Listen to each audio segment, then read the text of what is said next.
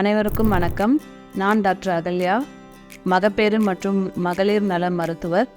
Vijay super speciality மற்றும் cancer centre நடத்தும் மாபெரும் மருத்துவ முகாம் தருமபுரியில் செங்குந்தர் திருமண மண்டபத்தில் நடக்க இருக்கிறது. வரும் ஞாயிற்றுக்கிழமை 29/9/2024 8:30 மணி முதல் மதியம் 1 மணி வரை நடக்க இருக்கிறது.